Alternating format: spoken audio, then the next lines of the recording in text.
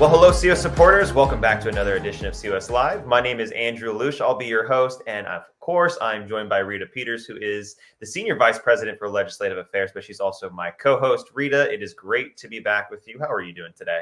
I'm doing well. It's good to be back, Andrew. And hey, I'm hoping today, as always, that the folks out there watching will drop a comment or a tweet. Let us know that you're watching. Let us know where you're watching from. And you might just be featured in the next edition of the COS Live mailbag, right? That's right, Rita. And we are going to spend some time on the COS mailbag later in the program. We have some great things lined up in addition to the mailbag. We have two awesome volunteers from the Ohio team. They're going to be talking about how Ohio introduced the Convention of States resolution in the summer. Most state legislatures do not do that. So we're going to ask them what's going on, why Ohio introduced their resolution early. And we're going to be talking about what we can expect in the coming legislative session. Also, will Ohio be number 20? Will we get the 20th state to pass our COS resolution? Well, we'll talk with our two volunteers, our two guests in just a few moments. We also have another edition of COS Now so that you are kept up to date with everything that's going on in the COS movement. We have our Article 5 trivia giveaway with Mike Ruthenberg. And of course, we have the mailbag. So a lot of great items that we're going to cover today, Rita. But of course, as always, we do have to start with our Article 5 trivia giveaway. So Mike, over to you.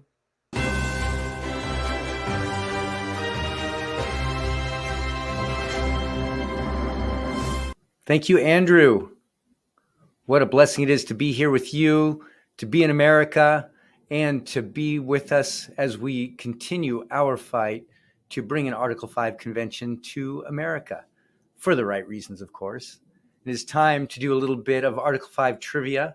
I'm very pleased to be able to bring this question to you because part of it is a celebration and an anniversary. And last week, you may have heard Convention of States announced an endorsement from freshman U.S. Congressman Josh Brakeen. And before becoming a congressman, he was a state legislator when this state passed the Article 5 application. My question, of course, is which state was the seventh state to pass our Article 5 resolution? And if you're the one that gets it, I'll repeat the question in just a minute, then you can get one of these cool COS polo shirts. You can go to shopconventionstates.com if you don't happen to win, and you can get one right now if you like. But if you answer the question, remember the question is last week, Convention of States Action announced the endorsement from freshman U.S. Congressman Josh Brakeen. Before becoming a congressman, he was a state legislator. When his state passed the Article 5 resolution, the question again, which state was the seventh one to pass our Article 5 resolution? I'll be back later to give you a little bit more of the story and to give you the answer to the question. In the meantime, back to you, Andrew and Rita. Thanks, Mike. Well, it's that time again. Time to see some history being made across the country. It's time for the latest edition of COS Now. Congressman Eric Burleson and constitutional attorney Jenna Ellis recently appeared on COS Live to express their support for the Convention of States movement. If you missed it, here's some of the highlights. What I would love to see, I think most importantly, is term limits in both the federal judiciary as well as term limits in all areas of federal government, not just elected officials, but the federal bureaucracy. That is truly how you drain the deep state. And what President Trump said when he was running in 2016 is absolutely correct, that we need to drain the swamp. The only way to do that is to make sure that they are also limited in their tenure. So I think that is one of the key amendments that could be passed through Convention of States. You know, being a legislator was an amazing opportunity. You're able to change policies that would impact the lives of Missourians. But there was nothing that could potentially have a bigger impact on not just Missouri, but the entire nation, like the Convention of States. And so to me, it was very humbling to be the spearhead for that movement, or for that process through the Missouri House and then Senate. And I'm one of the proudest things that I've ever been a part of. It's the 10th month of 2023, and the Convention of States movement is celebrating its 10-year anniversary. It's in that spirit that we've launched a new initiative to build momentum for 2024, the Power of 10 Project. Over that time, we've gathered 2.5 million petition signatures, and they've helped us to victory in 19 states. Today, we're introducing the Power of 10 Project, and I'm encouraging you to participate in encouraging 10 other people, 10 patriots just like you, to sign the Convention of States petition. If you do that, we create a ripple effect that amplifies our message and influence and gets us closer to the 34 necessary states. Go to conventionofstates.com/power of 10. The Western Leaders Summit was held in Sacramento last month with activists from Washington, Oregon, New Mexico, Nevada, Hawaii, and California in attendance. Representatives from the state teams are already planning their strategies for the upcoming legislative year. And finally, an urgent new message from Congressman Ira Presswrights. Well, once again, Convention of States has reared its ugly head to challenge the beautiful, sexy head of the federal government. It's come to my attention that they have recently had a stimulation of their Article 5 convention. This simulation was meant to demonstrate what the actual convention will be like, a kind of practice, if you will. Except that you don't practice in government, you just do. We pass legislation all the time. We have no idea what's in it or even what it does.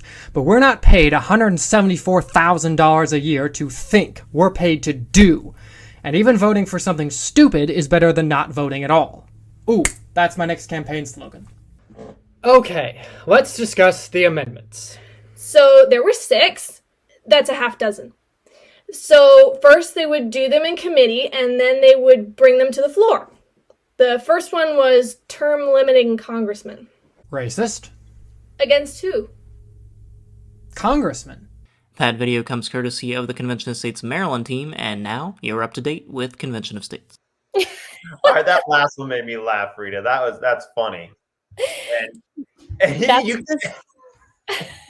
That's just funny. I don't care who you are. That's funny. And Andrew, did Mark Meckler get new glasses? I noticed that. They look pretty stylish. I like it. And a new shirt too, by the way. Did you catch that? That's the new COS swag that was released. I may or may not have already ordered a couple of those shirts for people on my Christmas list. So, hey, y'all, go to the COS store. There's lots of cool stuff there. But in all seriousness, Andrew, I was so sorry that I missed your interview with Jenna Ellis. I was really looking forward to that and sorry that I missed her.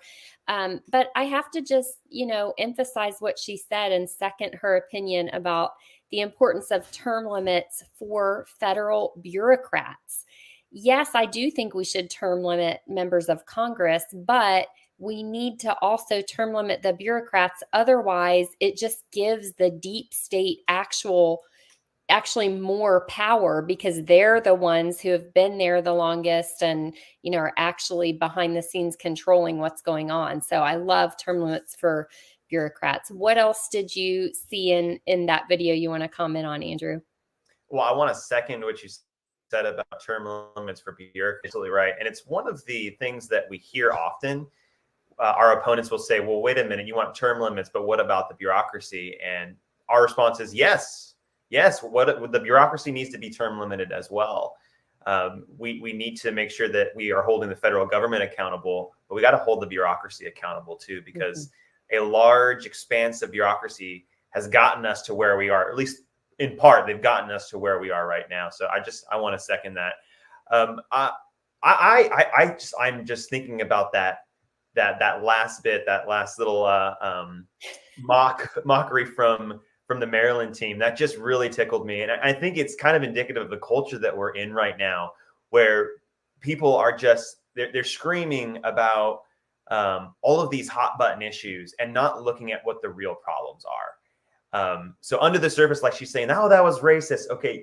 It's so funny because it's true that we see that in society where people are labeling things on, they're giving these labels that are not needed, right? Instead of focusing on the issues. The issues that we see right now, Rita, politicians who spend way too long in Washington, D.C., spending that's out of control. I mean, no one can argue with that. And also, there's more power centralized in Washington, D.C. than there ever has been in American history. And these are real issues. And you can throw any labels out there that you want, but these are real issues that need to be solved. Otherwise, there's going to be a day when the chickens are going to come home to roost. So Absolutely right, Andrew. Okay, let's get to our interview. that's right. Let's bring on our two guests from Ohio. Joining us today, we have Bill Scott, the State Director for Convention of States, Ohio, and we have Sue Kaler, who is the Legislative Liaison.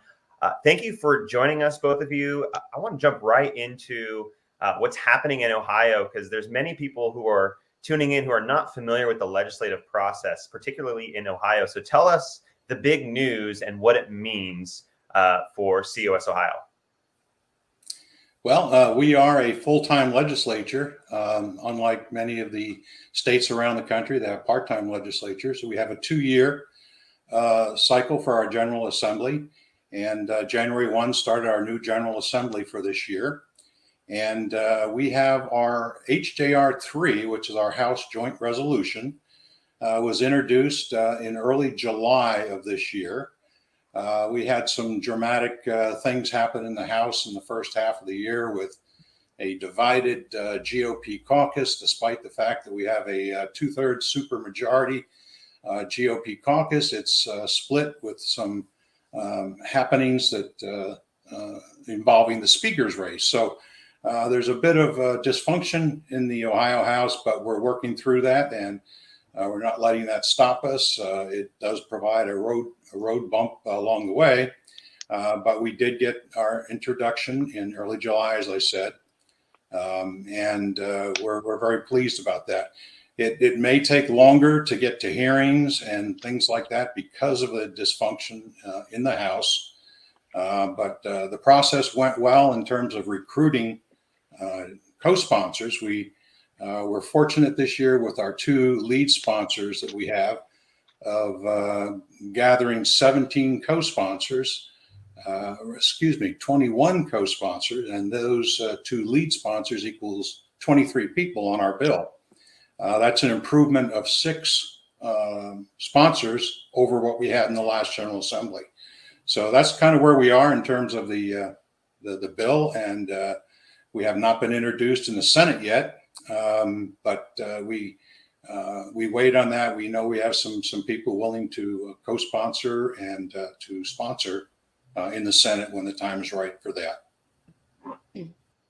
Sue, you have been working with this Ohio team as legislative liaison for several years now. It has been my honor to get to know you, to meet you in person on multiple occasions at the state capitol. And you've really gotten to know the players in the legislature there in Ohio. Can you tell us a little bit more about the legislators who are spearheading this effort in Ohio? Your primary sponsors, maybe some of your champion co-sponsors. What are they like? What motivates them? Are they leaders? Are they active? What can you tell us about them?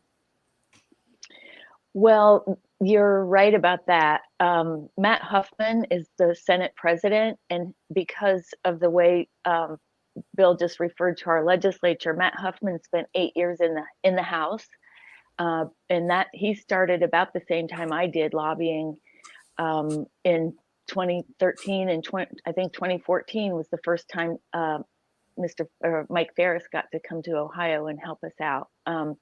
But Matt Huffman was in the House for the 8 years, and now he's been in the Senate for you could say 3. He's got 1 more year to go, but he's the Senate president. So he's rock solid. He understands Article 5. He's been the leader in the ALEC group and maybe some other ones. So he understands it. He likes some of the features and the pillars in our application more than he likes others, but he has the power and the knowledge that he needs to help his body get through it. Hopefully it will be in this General Assembly when he's the Senate president. He's let it be known that he intends to run for House representative as he's term limited out of the Senate. So we expect that we'll have him to help us out this year in the Senate, or possibly as Speaker of the House in the next GA. Hopefully it won't come to that. So Matt Huffman has to be mentioned first. His right-hand man in the Senate now is Rob McCauley. I believe his title is the Majority Leader this year. And Rob McCauley is expected to join Michelle Reynolds as being co-sponsors for our bill. So Rob McCauley, again, super solid coming up through the House, and now he's on the Senate side, expected to be the next Senate president, and is the sponsor of our bill. So those are really good things. On the House side, we have Reardon McLean and fighter jet Air Force fighter jet flyer Bernard Willis as our co-sponsor in the House. So really, really great sponsors in the House and in the Senate, and they just bring a lot to it with their their relationships in their legislative body, and then the access that they're giving our grassroots when we try to reach out to them. So they know their stuff and they have the ability to get it done. Bill, can you tell us a little bit about the Ohio team, because your team is regarded as one of the most active teams. Over the years, COS Ohio has collected over 110,000 petition signatures. You have extremely active district captains, a very large district captain team.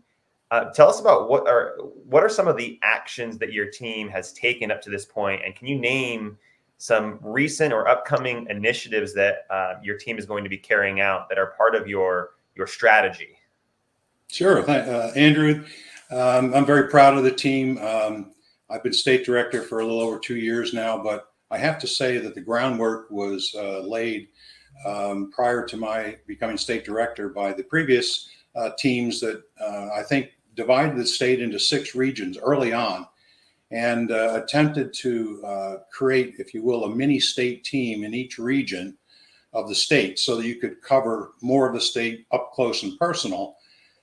So the goal is to have a regional captain in each of the 6 regions, which we do, and then have as many of the statewide type positions in each of those regions that we can. For instance, each region ideally would have its own grassroots coordinator, its own legislative liaison.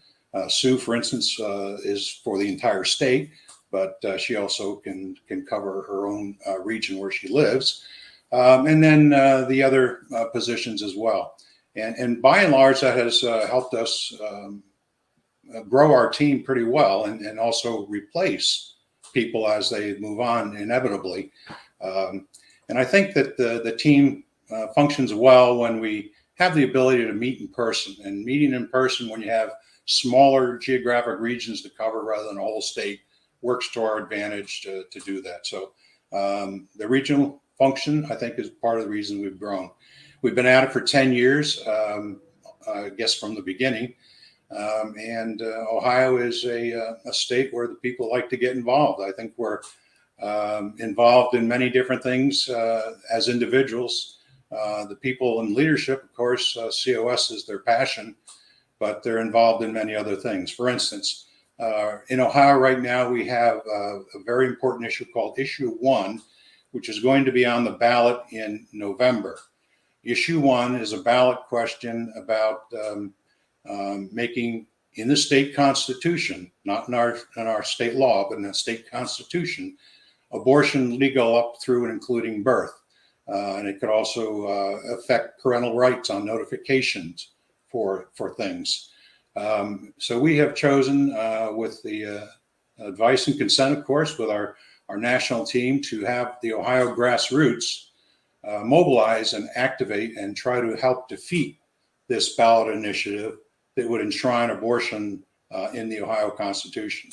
And why that's so important on the issue is that Ohio is the only state this year in 2023 that has this as a political question for the November ballot. Next year in 2024, it's our understanding there are about 8 other states where the folks advocating for abortion like that are going to try the same tactic they're using in Ohio in 8 other states in a presidential election year. So the stakes are pretty high. We're working very hard, and it remains to be seen whether we'll be successful or not. A lot of money is being thrown at this issue. So that's just one example. We've done other things to keep the grassroots engaged, such as we're involved in something called the Municipalities Project.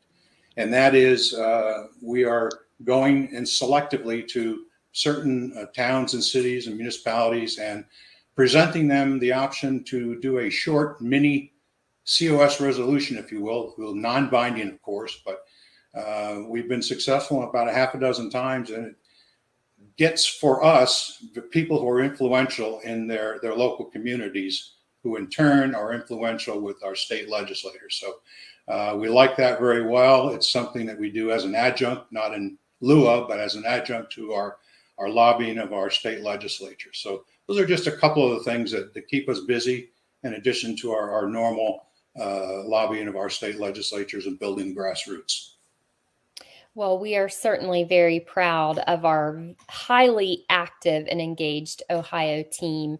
Now, let me ask you both this question. With all that's going on or not going on in Congress right now, it seems more than ever that an Article 5 convention is needed to get some things done that the American people have wanted for a long time. Things like term limits, fiscal restraints, limits on federal power, so that people really can govern themselves again.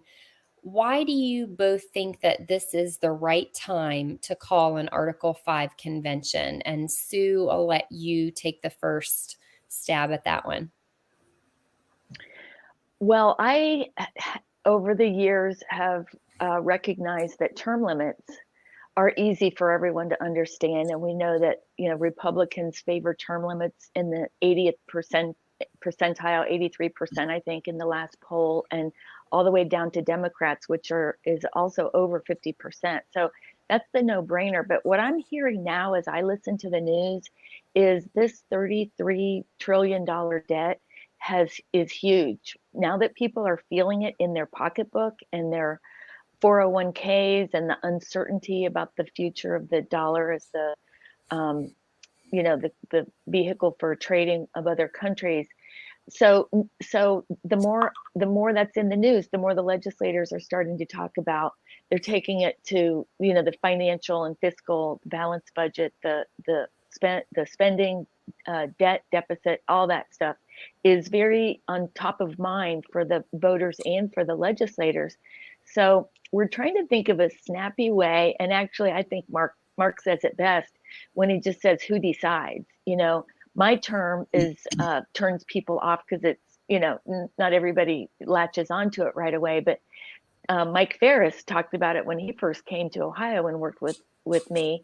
And that is, the jurisdiction of the agencies. Where do they belong? They belong where the enumerated powers said in the Constitution. But we are so far away from that, it's a little bit hard for people to get around. So I hope that the people running for office embrace that, and the convention of states then will come naturally. If the jurisdiction or who decides or decisions should be made closer to home, however we term it, the more people hear it, I think it's going to be just, hopefully it gets to the point where people are like, not so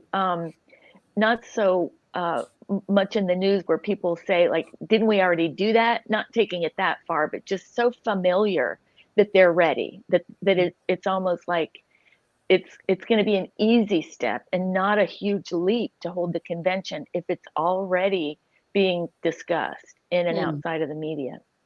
That's good. Bill, how about you? Why do you think now is the time for an Article 5 convention?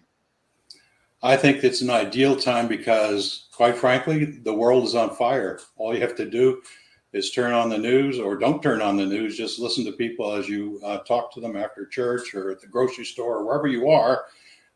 It's top of mind for everybody, what's going on in the world and in our country.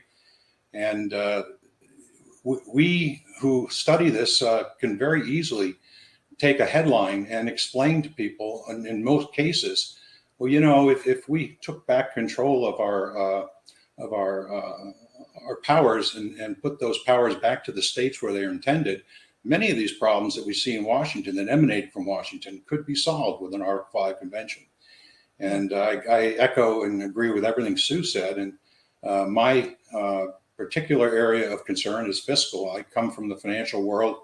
Before I retired, so I spent my career in accounting and finance and that sort of thing. And so I understand the fiscal troubles that we are in with the 33 trillion in debt, and getting worse and worse every day. People understand that now. They don't have to have a PhD in finance to understand that the government is out of money and they're basically spending their kids' and grandkids' future ability to earn a living just to pay the interest on the federal debt. Right now, the government is coming to pay the piper because all of that short-term debt is being rolled over and have to be financed at higher interest rates. And that's going to make our deficit even worse. So the common person understands a checkbook, and basically the government's checkbook had red zeros for a long time. So that's the one that animates me the most. And I also think that anything, like I said, headline related, we try to, in our social media posts and our communications pieces, we try to relate the issues to the current headlines, and that's very effective. And our state communications coordinator does that pretty effectively. That's great. Now, Sue, just tell our viewers, what is the next step in the legislative process as far as Ohio moving toward passage of the Article 5 application? Well, we were successful this year at getting them. This doesn't really answer your question, but we have an attorney legislative liaison in the Toledo area who did a deep dive for us and was successful at getting Ohio finally to change the wording of our resolution away from the misnomer, the con. So that's a breakthrough for us. And when we make history, we do not want that to be on, in the record books for people having to circle back 200 years from now, maybe to tweak the Constitution again. We wanted it to be written properly. So the other things that were that I think are noteworthy are the fact that right now we're in the middle of a drip campaign. It's a really well-crafted, thought out, well-written. It's the best of the articles that have been written by Dr. Ferris and Rob Nadelson, and then some blogs that we've written locally, and then strategically collated so that they tell a story to the legislators. So that drip campaign has come out, and we've made them short and kind of catchy with a lot of links to videos that tell the story, and a lot of graphics. I just think it's a great way to get started. In the House. Well, I think they're going out to the Senate too. We don't have legislation pending in the Senate yet, but that could be any day.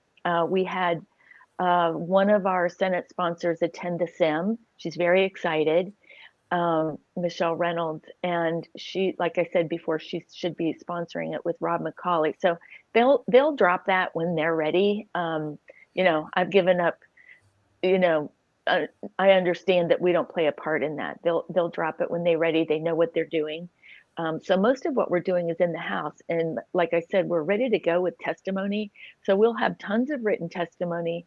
Another thing that I'm going to just say writing team for brevity, but they've written a testimony, very strategic testimonies that will supplement the organic stories that come from our grassroots, because anybody can write a testimony, and we want lots of written testimony.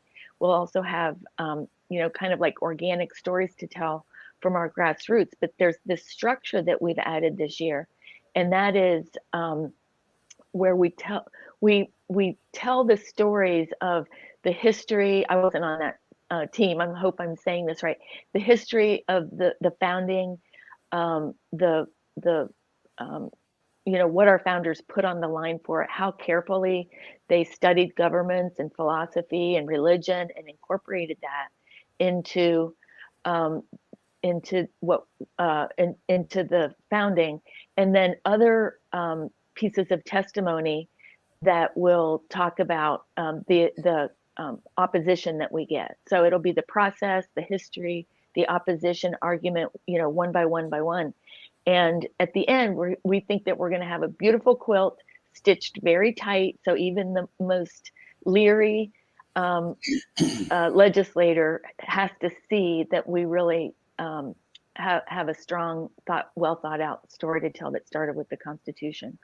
So our DRIPS campaign and our testimony, and most important, and I'm not sure if we have time or if Bill's going to talk about the grassroots, but we have just the greatest grassroots, and we've done it kind of an analysis of matching. We've looked at each House district, prioritized which of the legislators sit on committees, which ones are in leadership, what their position is on Convention of States from the whip count that we carried over from the last GA. And we're just really focused on making sure that we have the best team possible in every House district that we think is going to make a difference. Like, we have our priority House districts and legislators, and we know where our opportunities are. So that's the first thing, is to figure out, where to focus first and where the priorities are. They kind of tricked us by switching the committee that we thought it would go in, but we know who the committee people are, and we don't go anywhere if we can't get through committee. So those guys and ladies that sit on that committee are top priority, and we're just putting a team together that is going to hit on all cylinders. That's the plan. I have one question for you, and then we'll go to Bill. There's several people who are listening in right now, who are tuning into this live, the COS live. And what would be your call to action to Ohio viewers? Like, what can they do to help you out, to help the COS Ohio team out? What's your call to action for those viewers? Well, if you're asking me, of course, I'm biased towards the legislators. And so a big opportunity, I think the first thing the district captains need to know is how much we rely on them. They are the game changer, because they're boots on the ground, and they're the ones that have the ability to find the legislator in the district and develop a relationship. So that's actually our theme for this General Assembly, is develop relationships. And with this, and the other thing that we've come to realize is it goes both ways. As I watch politicians and legislators, not having been involved in that arena before, as I watch what they do and how they relate with each other, and the cracks that we can actually break through and develop these relationships, it goes both ways. And the past couple years, we've been able to help them, either as sovereign citizens, or, once, we did things like send a survey out and say, this is who we are. These are the questions we have to ask. If anybody in, running for state official could say that they would support us, then that's information that we can work with, and we do. So we're trying to really get to know, through, where they live, what they've sponsored, how they voted, and what they talk about at the meetings that the town halls that they lead, or, what's important to them. And then whenever we agree with them, we try to support that. And it's starting to pay off. Our relationships are way stronger now than they were even 2 or 3 years ago. I really believe that. And Bill, same question to you. What's your call to action for Ohio viewers? Well, I, of course, would echo 100% what Sue just said. And we always emphasize the need to have constant communication with your representative or your senator. And normally that involves sending emails or phone calls or what have you. And that is the bread and butter. But more importantly, I think, is building the personal relationship, if you can. Some are a little bit standoffish. Most are not. You just have to make the effort to visit them when they hold office hours in the Panera or wherever they do, or go to one of their events, be at somebody else's event. There's a lot of, right now, the county fairs are all over in the state, but the fall festivals are going gangbusters, and their state representatives and state senators are usually always at these fall festivals. So we're encouraging our people to go out to them and talk to them afterwards. It's a great way to get 3, 4, 5 minutes with your representative without an appointment. So we let them know about that. The other thing I would mention, I just want to put an addendum to your earlier question, Andrew, about some of our activities and the call to action. We, in addition to this issue 1, which is the election related, November 7th in Ohio, we are doing get out the vote calls through Telepatriot. And we could always use more Telepatriot callers. We have been encouraging folks to try it. If you have any hesitation, you're calling friendly people, and these are our supporters. So it's not like trying to sell, the latest vitamin supplement to a skeptical person. These are friendly people. So we want our people to become Telepatriots. We need more of them, especially as we come up to next year in 2024, a big election year. We're going to need lots of Telepatriots. The other thing that we did that I could ask for more help on is prior to the get out the vote for the issue 1, we started recruiting poll workers. This was an initiative that we thought that made a lot of sense in Ohio, is to get our people involved in the local politics, if you will, by starting to be a poll worker. We called 3 of the biggest counties in Ohio and our supporters and suggested, why don't you consider putting in an application, become a paid poll worker on election day. And then, you can take that experience and continue doing that each election thereafter. Perhaps you end up running a district in a couple of years or a couple election cycles. So that has been successful. We've recruited over, I think, 120 or 130 people at my last count. Not all of them may end up being appointed, but at least there were 120, 130 people who said, yes, I'm definitely going to apply, or I'm seriously thinking about applying. So those are some of the things that Ohio folks can do. Well, those are some awesome calls to action. And again, for our viewers out there, if you want to volunteer, if you want to get involved, like Bill said, as a Telepatriot volunteer making phone calls for COS Ohio, please go to our Take Action page on the main website. Go click on volunteer activist or district captain or whatever your skill set is. Go check out our different volunteer opportunities. Bill and Sue, it's been a pleasure speaking with you. Thank you for giving us an update and for giving. Can I have 30 seconds, Andrew, before we hang up? Oh, of course you can, Bill. I'll give you. Okay. I just wanted to say, 1 year ago this week, I don't know if you can see it here. 1 year ago, we were in Orlando. There it is. Ohio State Team of the Year, 2022. 1 year ago. I am very proud of the team, and thank you all for the work you've done. It's been wonderful. I know you'll continue doing it through 2023 and beyond. And Bill, we're proud of you, and we're proud of your team as well. Thanks again for joining us. We got to have you back. You're going to need to give us another update on the progress that we're seeing in Ohio. So you're always welcome back. Thank you both. Thank you much. Thank you. Thank you. With that, we're going to go over to Mike, who has the answer for our Article 5 trivia giveaway. Mike, back to you.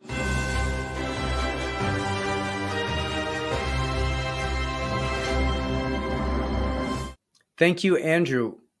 Boy, I hope you enjoyed hearing from this Ohio team. What an amazing, amazing team it is. They are super strong, they're super organized, and they're super innovative. One of the things that I want to give a shout out to, because I would imagine there's a lot of Ohioans that are watching this right now, is you guys have been animals when it comes to the events.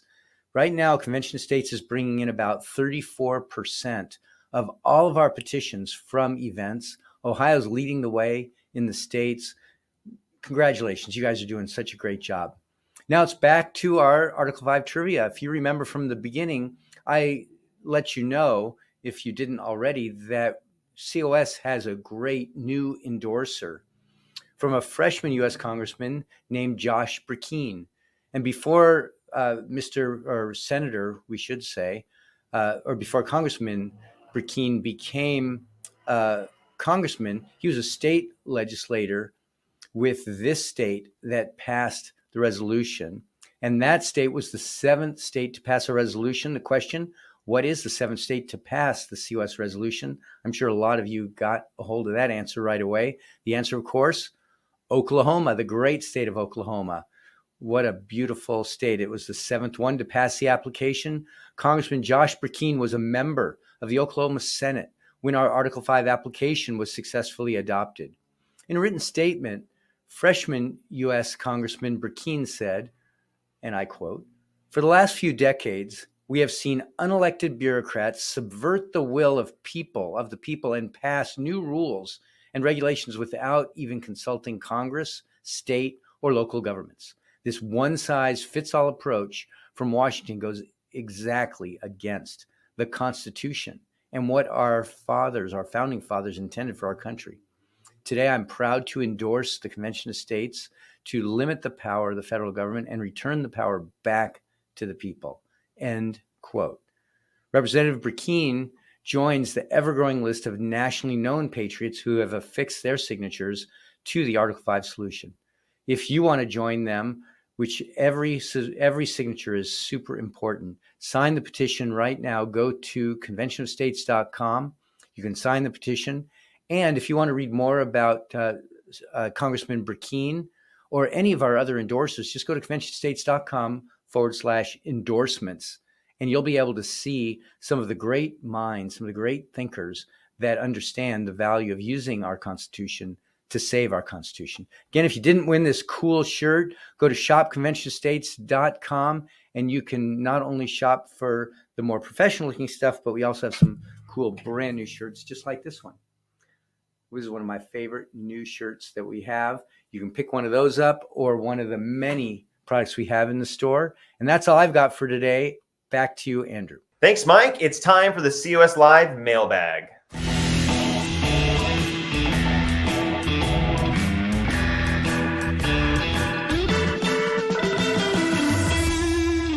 These are messages and questions from viewers like you. If you want to be featured, drop us a comment on YouTube, Facebook, or Rumble.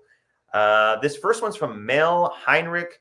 What would happen if only 46 states show up for the Convention of States? Would it still be effective? Rita, I'm going to pitch this one to you. Well, Mel, great question. And the answer is yes, it would still be effective. And I wouldn't want to be in one of those 4 states that decides to sit it out, right? Hopefully, all of the states will decide to participate. Bad choice to stay home.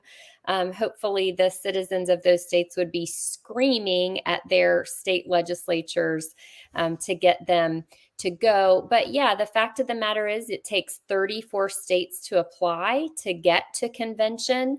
And then once those 34 states apply, all the states can participate, but they don't have to. Nothing forces them to go. And then it takes a majority of the states at the convention in order for an amendment to be pushed out for the ratification stage, and it still takes 38 states to ratify a proposed amendment. So hope that helps, Mel. Okay, real question. Is Rhode Island going to show up, Rita? Well, that's the question on everybody's mind, right? Rhode Island wasn't at the Constitutional Convention in 1787, and they weren't, unfortunately, at our simulated convention over the summer. But yes, hopefully they will participate. You know, Rita, this one's funny because I just think it'd be so crazy. Why would you not want to participate? This is going to be the most exciting political event in American history. And I think Hulk has characterized it as being the Super Bowl, the World Series, and the Kentucky Derby all wrapped up into one. So why would you not want to be there? It'd be so historic just to participate. Yeah, so, that's right. Crazy. All right, next one we have from Chris Chrisman. Term limiting the bureaucrats is absolutely necessary. Good thing that's being discussed. Easy fix would be 10-year max in federal government, no pensions. That should apply to all decision-making level positions.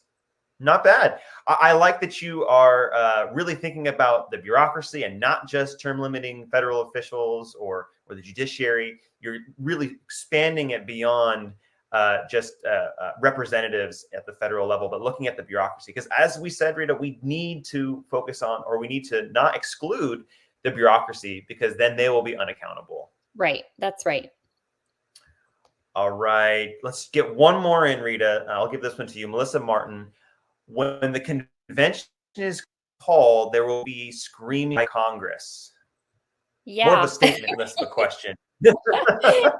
Yeah, my response is yes, I think that's right. Of course, we have the outliers, like we heard from Congressman Burleson on today's program former sponsor of our Article 5 application in his home state of Missouri. And there are others like him who, even though they are in Congress, they are completely with us and understand and fully believe in the need for these amendments that we're only going to get through a state-led convention for proposing amendments. But the members of Congress who are just fully part of the swamp will be screaming, and let's scream. Yeah.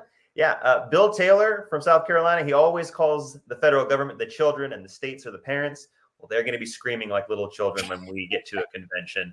So I'll just leave that there. Don't forget to, there's a new episode of Crossroads with Rita on Thursdays at 6 p.m. Eastern time. Tune in for the Battle Cry with Mark Meckler Sundays at 8 p.m. Eastern time. Leave us a 5-star review on our podcast, because that helps us reach more people and helps us grow the show. It brings more awareness to this secret weapon that the Founding Fathers gave to us. We'll see you next Tuesday at 6 p.m. Eastern time. Until then, we've got a country to save, so let's get back to work. Thanks for joining us.